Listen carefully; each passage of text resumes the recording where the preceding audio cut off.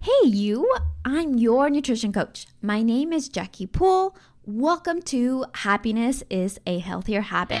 Let's get today's episode started.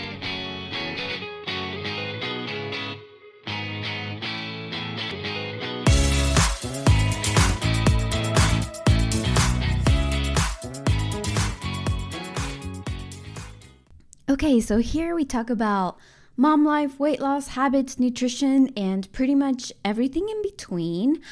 And oh my gosh, today's has been so hectic. Well, the whole week has been so hectic. One of my kids started their after school activities, and I've been taking out this dog that I take care of like almost every day. So it's a lot of back and forth and cooking. And honestly, I haven't been meal prepping. So I've been like cooking every other day and cleaning and laundry and recording and getting these episodes for you. So this week has been a little hectic, but it's definitely worth it and it keeps me busy. And definitely being a stay-at-home mom has nothing to any other jobs out there because I feel like so run down.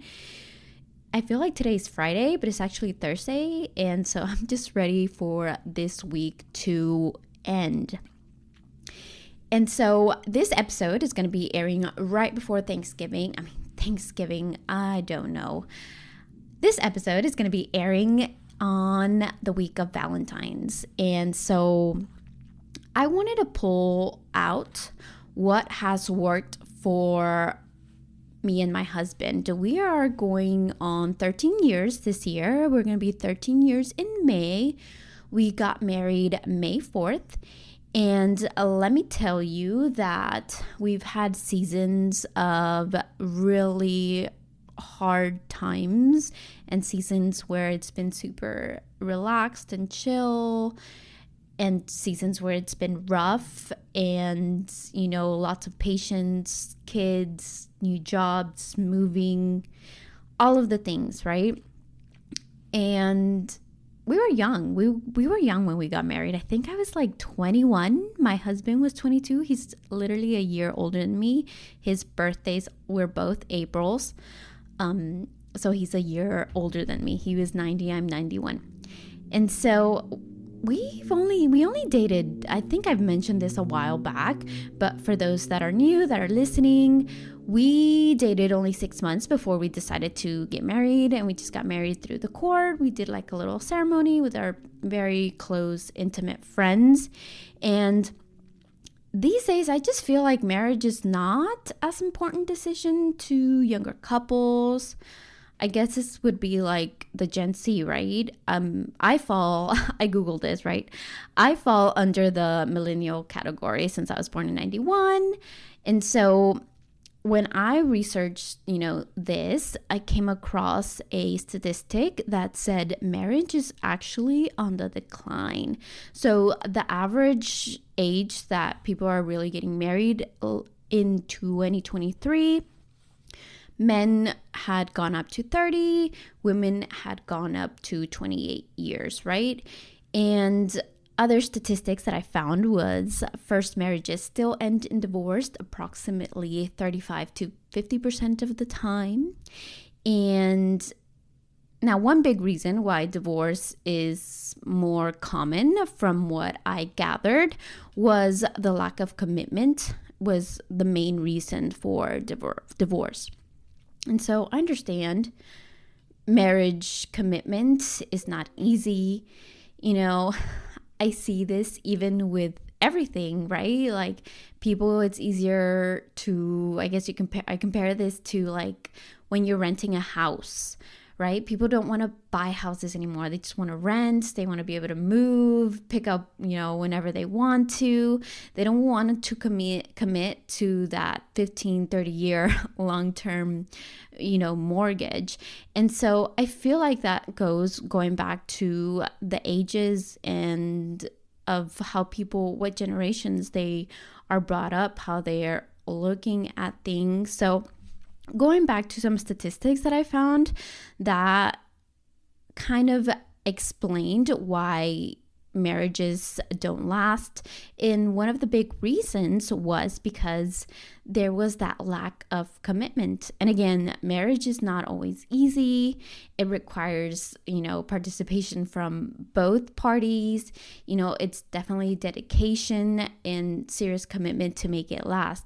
And so some statistics and other, things that I found was 58% of couples report arguing and excess conflict. 45% of divorced couples, say that they got divorced because they got married too young. 38% report that financial problems were a cause of a divorce. So there's so many things that go along with divorce. I mean, I'm not trying to put you down with this information, but that's what the statistics say. And I want to be upfront with you. Me and my husband are by far not the most perfect couple, like at all. We've struggled with infidelity. We have struggled with being young. We have struggled with financial issues. I mean, we have struggled, you name it. We've gone through it most likely. And a lot of these issues have been, again, in different seasons in our marriage, and things are not always flawless. I can't remember the last time we had a date, to be honest. And like me saying this, it's funny. The other day I got like a video of me and going on a date with my husband. Like the Apple memories come out and they show you like videos of like specific day, and I think our last date was like a year ago. So by all means, we are not like an exemplary couple, but I wanted to point some things out that have worked for us during this whole time of our ups and downs and why we're still together. And also, if you have comments on today's topic, and if you have things that have worked for you in your marriage, I would love to hear it. I feel like we could really grow and empower our relationships through our experiences and sharing what works for different couples.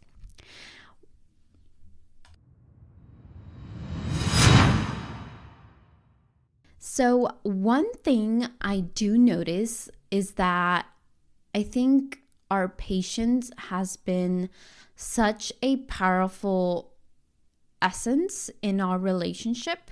We both have grown through this decade of, being with each other. And we had always, like, for example, me, I have ways of doing things, how I reacted to things. And some of the ways weren't healthy at all. And as we've been with each other, learned to see one another and really learn to understand how we work. When you have patience, it's not just, giving a pass and letting go of things or rubbing things under the rug, but it's really understanding, how your partner thinks, how their mind works, and it's a process to help you maybe react differently in certain ways on how they do things and how you react on how they do things. And so that makes a big difference when you learn to have that patience and, stop and think before sometimes we react and kind of take action before processing it. And so having patience with yourself as well, not just with your partner, is going to make a huge difference. When you decide to get married, you become one unit, you become that one pair. And patience is one essential thought that will really help you get past anything and everything that comes your way. And I really truly believe that. And sometimes I feel like my husband has more patience for me than I do him. And that's something that I really want to work on this year, because he has so much patience for me. And I'm so grateful for that. And I see that and I thank him for that. And it's not easy. Sometimes one partner is going to be doing more than the other. But you know what? It's not always 50-50, right? Sometimes we say, you got 50%, I got 50%. We're not always our best every single day. Sometimes he's got the 80-20. Sometimes it's 67, 60-40. Sometimes is 25-70. It's so different every day. But having that mentality of, let me just have patience, it's going to really strengthen that relationship.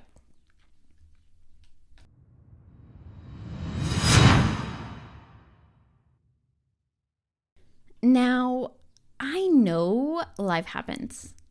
Kids happen, you get pregnant, hormones are all over the place, juggling between work, house duties, schedules, struggles, trying to have a social life, going out with friends. Maybe he's trying to go out with the boys, everything else that comes along with the changing seasons can sometimes leave you feeling resentful, maybe even jealousy. I know I've had those feelings before, and can really place a distance between the two of you, and even causing that feeling that I don't feel happy, or, why are we even together? And I've listened there and now, and I'm speaking again from experience, but something I feel that has also helped us really stick together and work things out no matter what is happening is reconnecting with each other. And this is like a question that I saw on a group that I'm in. One of the questions was asked, what marital advice would you give? And this is something that is going to combat that lack of commitment, right? Because when you have that lack of commitment, is you really distance yourself, you don't know each other anymore, you don't feel like that connection with each other, so you are less committed because you had invested less and less as time has gone. And so when you recommit, when you reconnect, when you are working towards that relationship, you are putting that investment into that relationship, right? So like I was mentioning, what's really helped us is reconnecting with each other over and over and over again. And this is creating like intimacy, right? In various different ways. Now this could be through dating, but like you heard me before, we haven't gone on a date in so long. Like I've been telling him we need to go on a date. We need to go dress up and actually go somewhere. And so we might do something for Valentine's, but this is not just dating, right? It could be so many things. One of the things that I've really loved doing with him, that he's home now, working from home, is actually having a conversation with him in bed, about whatever at night, and just kind of getting to know each other. What ticked you, what happened during your day. I want to hear it, or, I read this, or I heard that, or I learned something new today. And so, or I'm stressed about this, whatever, right? That conversation is creating intimacy between the relationship, and actually just listening about each other's day. There's a lot of ways to connect with that besides just being sexual, right? And with it being Valentine's Day, if you do want like to get sexual, I suggest to check, I believe, what is her name? It's a podcast. I believe it's like Emily something. It's Sex with Emily. I just had to look her up. And so if you're interested in also improving your sex life, I would definitely recommend Sex with Emily. Her podcast is all about sex, and this is how good it is. I know that my husband listens to her, and so he is like subscribed to the email list.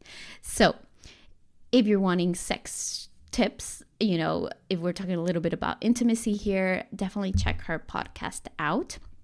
But going back to connecting, you want to connect physically, you want to connect mentally, spiritually. It's so important. We have all these ways of connecting with ourselves, right?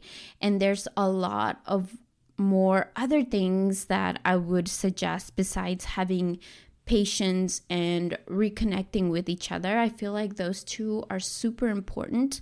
Of course, there's other things in marriage, like, having good communication, having trust, having respect, but speaking about patience and connecting and reconnecting, I feel like that will build a friendship within the marriage. I mean, ultimately, that is what marriage is. It's a friendship, and you want to water it, and you want to water those two things.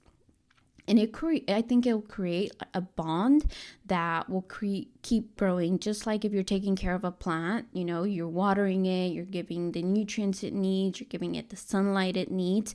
It's going to keep growing. It's going to keep thriving no matter what. Now, the biggest tips that I can give you, besides committing and reconnecting with each other and having patience, is also work on yourself. Love yourself, be the best self you can be. And this may not always be working on yourself, but doing something for yourself will allow you to be able to connect with your partner. It will allow you to be more open-minded. It will allow you to be, more patient with your partner. If you're trying to improve yourself and improve your relationship, if you're trying to make yourself healthier so you can be a better partner, I definitely suggest coaching. It doesn't have to be weight loss. It can be life coaching. There's so many types of coaching these days, but having that support that you want to build a better you learn to grow, and you can bring your spouse with you, and he gets to grow with you as well. He gets to be your support as well. So, getting a coach, feeling better in your own skin. Of course, I focus on weight loss and learning to eat, how to eat, improving your gut problems and look at better and feel better. But what's most importantly is learning about connecting with yourself and making others' life better. And so that's what today is about. I hope you enjoyed today's episode. Thanks for listening. If you enjoyed this, share to all of your married friends or people who are in a relationship. And I hope you can take this to the real world. And I can't wait to chat with you next time. Bye.